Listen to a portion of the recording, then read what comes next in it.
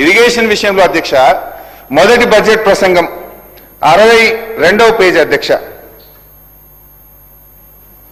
ఇది first book అధ్యక్ష, 62వ page.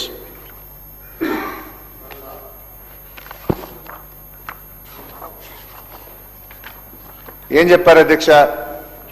మా ప్రభుత్వం తుది దశలో ఉన్న ఇలాంటి ప్రాజెక్టులు మరియు ఆయకట్టు తక్షణం పెంపొందించే 6 ప్రాజెక్టులను ఈ ఆర్థిక సంవత్సరంలో మరియు 12 ప్రాజెక్టులను వచ్చే ఆర్థిక సంవత్సరంలో పూర్తి చేస్తాం. అంటే 24-25లో 6, 26-27లో 12, 18 ప్రాజెక్టులు పూర్తి చేస్తామని బడ్జెట్ ప్రసంగంలో గౌరవనీయులు భట్టి గారు సెలవిచ్చారు అధ్యక్ష.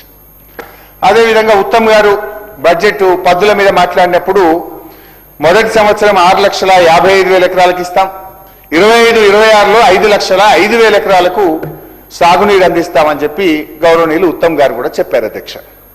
నేను అడుగుతా ఉన్నా ఇప్పుడు భట్టి గారిని, ఉత్తమ్ గారిని ఒక్కసారి గుండె మీద చేసుకొని చెప్పండి అధ్యక్ష, మీరు చెప్పిన ఆ 18 ప్రాజెక్టులు ఏమైనాయి? ఆ 11,60,60,000 ఎకరాల ఆయకట్టు ఏమైంది? 2.5 ఏళ్ల మీ పాలనలో ఒక్క ప్రాజెక్ట్ అన్నా పూర్తయిందా? ఒక్క ఎకరానికైనా నీళ్లు ఇచ్చారా అని నేను అడుగుతా ఉన్నాను అధ్యక్ష. మీ బడ్జెట్ పుస్తకాల్లోనే నీళ్లు దుంకుతున్నాయి, మీ బడ్జెట్ పుస్తకాల్లోనే ఆయకట్టు పెరుగుతుంది తప్ప క్షేత్రస్థాయిలో ప్రాజెక్టులు పూర్తి కావడం లేదు, ఆయకట్టు పెరగడం లేదు అధ్యక్ష. అదేవిధంగా అధ్యక్ష బడ్జెట్ ప్రసంగంలో భట్టి గారు 24-25 అధ్యక్ష, పేజ్ నంబర్ 8 అధ్యక్ష, ఎంత గొప్పగా చెప్పారంటే పేజ్ నంబర్ 8లో బడ్జెట్ అనేది కేవలం అంకెల సమాహారం కాదు, అది మన విలువల మరియు ఆశల వ్యక్తీకరణ కూడా. మేము ప్రవేశపెడుతున్న ఈ బడ్జెట్ మమ్మల్ని నమ్మిన రాష్ట్ర ప్రజల ఆకాంక్షలు మరియు వారి నమ్మకాల ప్రతిబింబం. చాలా బాగా చెప్పారు అధ్యక్ష. మరి ఏమైంది అధ్యక్ష? విలువలు అడిగంటిపోయినాయి, ఆశలు ఆవిరైపోయినాయి, ప్రభుత్వం ఆడి తప్పింది, పాలన పూర్తిగా గాడి తప్పింది. చట్టసభల సాక్షిగా లిఖితపూర్వకంగా బడ్జెట్ పుస్తకాల్లో నొక్కి వ్యాఖ్యానించిన అంశాలకే దిక్కు లేకుండా పోతే ఇది ప్రజాపాలన చెప్పుకోవడానికైనా కొంచెమని ఉండాలి కదా అధ్యక్ష. ఏదైనా అంటే చాలు పెద్ద నోరు తీసుకొని మా మీద విరుచుకుపడతారు. మీ 10 ఏళ్ళు ఏం చేశారు, మీరేం చేశారని మాట్లాడతారు అధ్యక్ష. మీరే కదా బాండ్ పేపర్ల మీద సంతకాలు పెట్టింది, భట్టి గారు మీరే కదా బాండ్ పేపర్ మీద సంతకాలు పెట్టింది. ఇది చెక్ అన్నారు, మీరు ఇది చెక్ బుక్ గా భావించండి అన్నారు. మరి 6 గ్యారంటీలు అమలు చేసింది లేదు, 420 హామీలు నిలబెట్టుకున్నది లేదు, ప్రజల ఆకాంక్షల్ని నెరవేర్చింది లేదు. ఆత్మస్థుతి పరనిందకు పాల్పడుతూ పొద్దు గడుపుతా ఉన్నారు అధ్యక్ష. దాదాపు సగం పరిపాలన పూర్తవుతున్న దశలో ప్రవేశపెట్టిన ఈ బడ్జెట్, మరి ఈ బడ్జెట్లో కూడా ఏముందంటే అధ్యక్ష, గాలి మాటలు. గత బడ్జెట్లో చెప్పినవన్నీ గాలి మాటలైతే ఈ బడ్జెట్లో కూడా అవాస్తవాల కోటలాగా కనబడతా ఉంది అధ్యక్ష. మరి 26-27 బడ్జెట్లో భట్టి గారు ఏం చెప్పారో కూడా ఒకసారి చూద్దాం అధ్యక్ష. సార్ నేను ఇంకా స్టార్టే చేయలేదు సార్, మీ బడ్జెట్లకు ఇప్పుడే పోతున్నా సార్. ఇప్పుడు 26-27లోకి ఇప్పుడు పోతున్నా సార్. ఇప్పటిదాకా మీ పాత 3 బడ్జెట్లు చెప్పిన, now I'm going to your this year budget 26-27. Sir 3 గంటలు సభ వాయిదా వేస్తే కుర్చీలో కూర్చున్నా ఎప్పుడు బెల్ కొడతారో అని 3 గంటలు ఒట్టి కూర్చోబెట్టరు కదా సార్.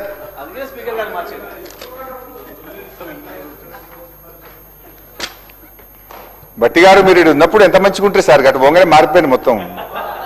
ఇక్కడ ఉన్నప్పుడు మంచిగా ఉంటారు సార్ మీరు. అధ్యక్ష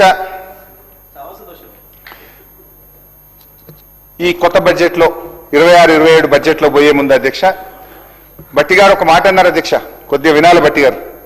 24-25 బడ్జెట్లో మీరు ఒక మాట అన్నారు, మమ్మల్ని విమర్శించే క్రమంలో ఒక మాట అన్నారు. 24-25 ఫస్ట్ బడ్జెట్లో మీరు అన్న మాట గుర్తు చేసి నేను ఈ బడ్జెట్లోకి వెళ్తా అధ్యక్ష. తెలంగాణ రాష్ట్రం ఏర్పడిన 10 ఏళ్ల తర్వాత వాస్తవానికి దగ్గరగా ప్రణాళికాబద్ధమైన బడ్జెట్ను తొలిసారిగా మా ప్రభుత్వం 2024 ఫిబ్రవరి 10న శాసనసభలో ప్రవేశపెట్టడం జరిగింది.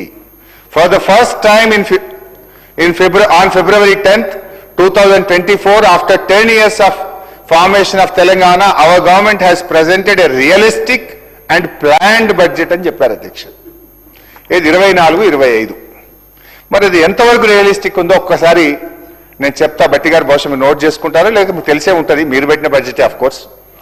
2024-25 అధ్యక్ష వారు చెప్పడం స్టార్టింగ్ ఏమన్నారు, మాది రియలిస్టిక్ బడ్జెట్, మాది ప్లాన్డ్ బడ్జెట్.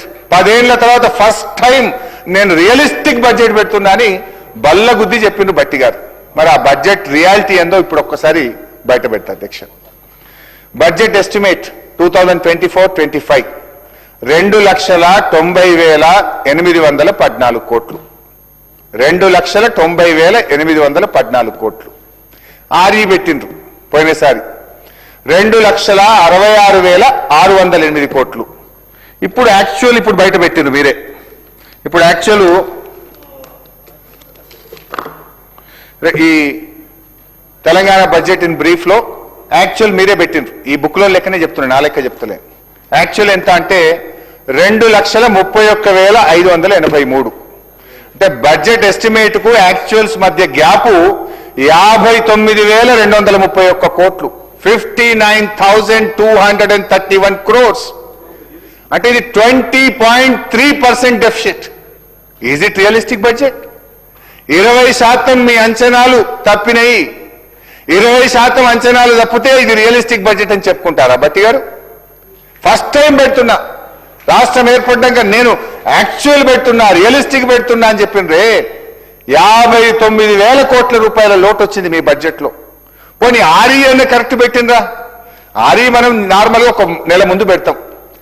ఆర్ఈకి యాక్చువల్స్ కి ఎంత తేడా ఉందంటే అధ్యక్ష 35,025 కోట్ల రూపాయలు ఉంది. అంటే మీరు ఆర్ఈలో కూడా బ్లఫ్ చేస్తున్నారు, ఈ శాసనసభను తప్పుదో పట్టిస్తున్నారు. ఇది 2024-25. Let's go to 25-26. 2025-26లో చూస్తే అధ్యక్ష వీళ్ళు పెట్టిన బడ్జెట్ 3,04,366 కోట్లు. ఆర్ఈ ఎంత పెట్టిన అధ్యక్ష?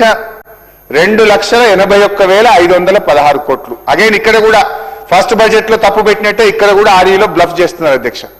నేను ఉత్తగా అంటలేను. అప్ టు జనవరి కాగ్ రిపోర్టు పబ్లిక్ డొమైన్ లో ఉంది. కాగ్ రిపోర్ట్ ప్రకారంగా జనవరి వరకు రాష్ట్ర ప్రభుత్వానికి వచ్చిన ఆదాయం 2,07,558 కోట్లు. అంటే ఇంకా 2 నెలలు కదా, ఫిబ్రవరి మార్చ్. 2,07,000 అంటే 21,000 crores పర్ మంత్ యావరేజ్. ఇంకో 43,000 కోట్లు వేసుకుని ఎంత వస్తుంది? 2,50,000 వస్తుంది. మీరు పెట్టుకున్నది 3,04,000. వచ్చేది ఎంత అధ్యక్ష? 2,50,000 కోట్లు. అగైన్ ఎంత గ్యాప్ అధ్యక్ష? 54,000 కోట్లు. ఫస్ట్ బడ్జెట్ లో 55,000 కోట్ల గ్యాప్, 59,000 కోట్ల గ్యాప్. సెకండ్ బడ్జెట్ లో 54,000 కోట్ల గ్యాప్ అధ్యక్ష. ఇక థర్డ్ బడ్జెట్ నిన్న పెట్టారు. థర్డ్ బడ్జెట్ చూస్తే అధ్యక్ష 26-27 3,24,000 కోట్లు పెట్టారు అధ్యక్ష భట్టి గారు. మరి ఇప్పుడు మన సెకండ్ బడ్జెట్ రీచ్ ఇప్పుడే మనం మాట్లాడుకున్నాం అధ్యక్ష. హార్డ్లీ అది 2,50,000 కంటే ఎక్కువ చేరే పరిస్థితి లేదు. ఇప్పుడు ఎంత పెట్టారు? 3,24 పెట్టిండ్రు. 74,000 కోట్ల రూపాయలు ఎక్కువ పెట్టారు. విల్ ఇట్ రీచ్ అధ్యక్ష? ఈజ్ ఇట్ రియలిస్టిక్ బడ్జెట్ అధ్యక్ష? అంటే ఎవరి చెవుల్లో పువ్వులు పెడతా ఉన్నారు? ఏ పథకాలకు కోత పెడతారు మళ్ళీ నేను అడుగుతా ఉన్నా అధ్యక్ష. ఈసారి కూడా నేను మళ్ళీ చెప్తున్నా, పోయినసారి కూడా చెప్పినా, ఇప్పుడు కూడా మళ్ళీ చెప్తున్నా, మీరు ప్రవేశపెట్టిన ఈ థర్డ్ బడ్జెట్ లో కూడా కనీసం 50,000 కోట్ల రూపాయల లోటు ఉంటది. ఈ 50,000 కోట్లు ఎవరికి కోత పెడతారు? ఎస్సీలక, మైనార్టీలక, బీసీలక, మళ్ళీ రాజీవ్ యువ వికాసానిక, మళ్ళీ ఇందిరమ్మ ఆత్మీయ భరోసాక, దేనికి కోత పెట్టారు అని నేను అడుగుతా ఉన్నా అధ్యక్ష. మొదటి బడ్జెట్ లో 59,000 కోట్ల గ్యాప్, రెండో బడ్జెట్ లో 54,000 కోట్ల గ్యాప్, మూడో బడ్జెట్ లో కూడా కనీసం 50,000 కోట్ల రూపాయల గ్యాప్ ఉండబోతా ఉన్నది. మరి దీన్ని పట్టుకొని మీరు రియలిస్టిక్ బడ్జెట్, ప్లాన్డ్ బడ్జెట్ అంటే దీనికి మీరు ఏం సమాధానం చెప్తారు? వాస్తవిక బడ్జెట్ అని భ్రమలు కల్పించడం తప్ప వాస్తవంగా మీరు చేస్తున్నది ఏమిటి? It is proved that budget figures have become fiction while expenditure has become a glaring truth. Budget కేటాయింపులు చేస్తున్న ఖర్చుల్లో భారీ కోత వల్లనే సంక్షేమ పథకాల అమలు ఇవాళ ప్రశ్నార్థకంగా మారింది. అందుకే రైతు భరోసాలో కోతలు, పంటల బోనస్లో కోతలు, రుణమాఫీలో కోతలు, ఇందిరమ్మ ఆత్మీయ భరోసాలో కోతలు, రాజీవ్ యువ వికాసంలో కోతలు, కళ్యాణ లక్ష్మిలో కోతలు. కోతలు మాత్రమే కాదు అధ్యక్ష, అనేక పథకాలు కూడా బంద్ అవుతా ఉన్నాయి. న్యూట్రిషన్ కిట్ బంధు, దళిత బంధు, బీసీ బంధు, గొర్రెల పంపిణీ బంధు, చేప పిల్లల పంపిణీ బంధు, బతుకమ్మ చీరలు బంధు, ఇట్లా అనేక రకాల పథకాలు కూడా బంద్ పెడతా ఉన్నారు అధ్యక్ష. ఇటు కోతలు బందులు తప్ప ఏమైతుంది అధ్యక్ష అని నేను అడుగుతా ఉన్నా అధ్యక్ష. ఇకపోతే భట్టి గారు తన బడ్జెట్ ప్రసంగంలో జిఎస్డిపి గ్రోత్ గురించి చాలా గొప్పగా చెప్పారు అధ్యక్ష. ఏమన్నారంటే తన బడ్జెట్ ప్రసంగంలో ఇక్కడ కూడా అంకెలతో మభ్యపెట్టే ప్రయత్నం చేసినారు. గ్రోత్ సాధించినట్టు గొప్పలు చెప్పుకునేటువంటి ప్రయత్నం చేసినారు. కానీ వాస్తవానికి జిఎస్డిపి తలసరి ఆదాయం విషయంలో రాష్ట్రం వృద్ధి సాధించలేదు. రాష్ట్ర యొక్క వృద్ధి మీ పాలనలో పడిపోయింది. నేను నోటి మాటలతో చెప్పట్లేదు. With data, with figures, with books I have come here. అధ్యక్ష, తలసరి ఆదాయం అధ్యక్ష 9 ఏళ్ల బీఆర్ఎస్ పాలనలో తలసరి ఆదాయం యొక్క వృద్ధి రేటు 14%. 2024-25 కాంగ్రెస్ పాలనలో తలసరి ఆదాయం వృద్ధి రేటు 10.6%. 2025-26 కాంగ్రెస్ రెండవ సంవత్సరం పాలనలో తలసరి ఆదాయం వృద్ధి రేటు 10.2%. మరి కాంగ్రెస్ పాలనలో తలసరి ఆదాయ వృద్ధి రేటు పడిపోయిందా పెరిగిందా? నాటి బీఆర్ఎస్ పాలనలో 14% ఉంటే మొదటి సంవత్సరం 10.6, కాంగ్రెస్ పాలనలోని రెండవ సంవత్సరం 10.2% పడిపోయింది అధ్యక్ష. ఒకవైపేమో year on year growth rate పడిపోతూ ఉంటే మా ముఖ్యమంత్రి గారైతే రైజింగ్ అంటాడు. ఇది చూడండి అధ్యక్ష, బడ్జెట్ బుక్ మీద కొట్టిన తెలంగాణ రైజింగ్, పుస్తకాల మీద రైజింగ్ అధ్యక్ష. ప్రజల జీవితాల్లో బతుకు తెరువుల్లో తలసరి ఆదాయంలో రైజింగ్ లేదు అధ్యక్ష. అధ్యక్ష,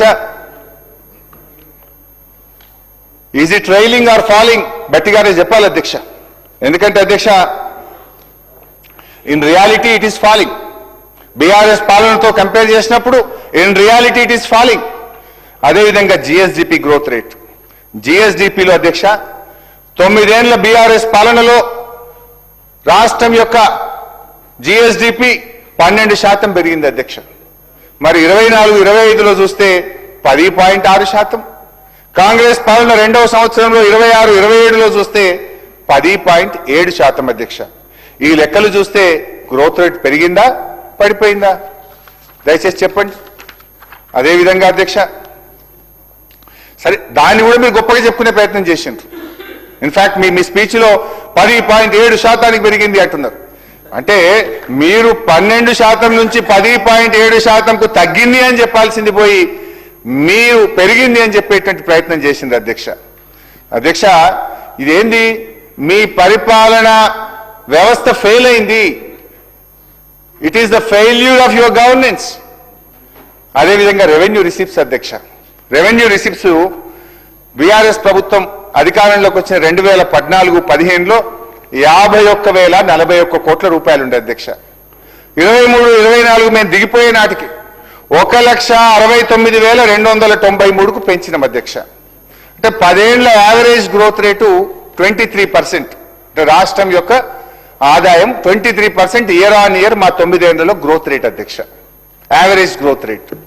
మరి కాంగ్రెస్ పాలనకు వద్దాం అధ్యక్ష. 2023-24లో రాష్ట్రం యొక్క రెవెన్యూ రిసిప్ట్ 1,69,293 కోట్లు.